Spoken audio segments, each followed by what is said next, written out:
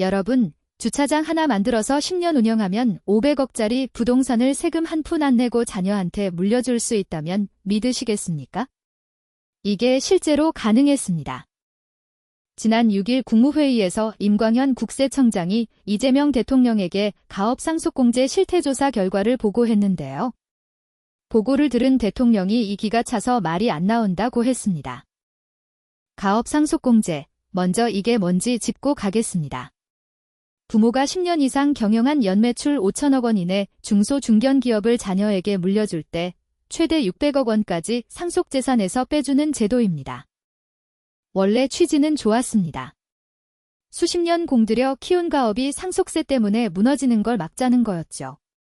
그런데 이 제도가 완전히 다른 용도로 쓰이고 있었습니다. 국세청이 수도권 대형 베이커리 카페 25곳을 조사했더니 무려 44%인 11곳에서 가업상속공제 남용 소지가 확인됐습니다. 어떻게 악용했냐고요?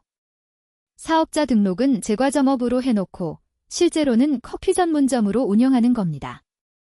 제과점은 공제 대상이지만 커피 전문점은 아니거든요.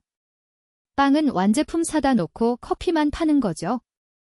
심지어 제빵 시설 자체가 없는 곳도 있었습니다. 그냥 대형 카페인데 간판만 베이커리인 거예요. 이런 곳이 최대 600억 원 상속공제를 노리고 있었던 겁니다. 더 기가 막힌 건 따로 있습니다.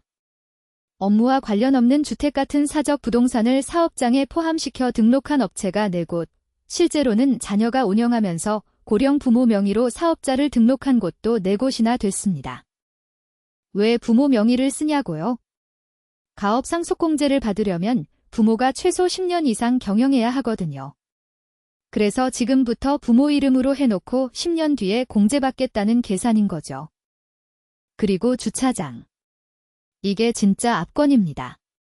수도권에 설치된 자가 사설 주차장 1321개 중에 절반이 넘는 761개가 제도 도입 이후인 2020년 이후에 생겼습니다. 주차장업은 설치도 간단하고 관리도 쉽습니다. 땅만 있으면 되니까요.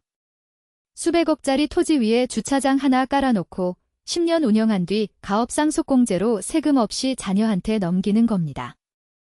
결국 누가 이득을 봤을까요? 수백억 원대 부동산을 가진 자산가들입니다. 이들이 가업상속공제를 활용해서 사실상 부동산 무상 이전을 한 거죠. 반면 성실하게 세금 내는 일반 국민들만 상대적으로 손해를 본 겁니다. 이재명 대통령도 이 대목에서 강하게 비판했습니다. 부동산 500억 갖고 있으면 주차장 만들어서 좀 하다가 10년 지나면 세금 없이 물려줄 수 있는 것이라며 세금 내는 사람이 바보라고 했습니다. 그래서 정부가 칼을 뽑았습니다. 먼저 베이커리 카페 중에서 실제 제조를 하지 않는 음식점업은 가업상속공제 대상에서 제외됩니다. 직접 빵을 굽는 진짜 제과점만 남기겠다는 거죠. 주차장업도 가업상속 대상에서 빠질 가능성이 높습니다. 매출도 미미하고 고용도 거의 없는데 가업이라고 보기 어렵다는 판단입니다. 토지를 이용한 과도한 공제를 막기 위해 면적당 공제 한도도 새로 설정합니다.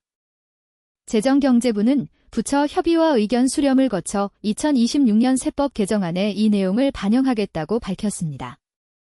다만 여기서 생각해볼 점이 있습니다. 진짜 문제는 악용하는 소수인데 제도 자체를 축소하면 정말로 가업을 이어가야 하는 중소기업까지 피해를 볼 수 있다는 겁니다.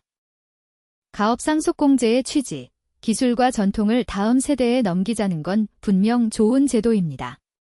하지만 500억 땅에 주차장 깔아놓고 가업이라 우기는 건 누가 봐도 아니죠. 어디까지가 가업이고 어디부터가 꼼수인지 그 선을 어떻게 긋느냐가 이번 세법 개정의 핵심이 될 겁니다.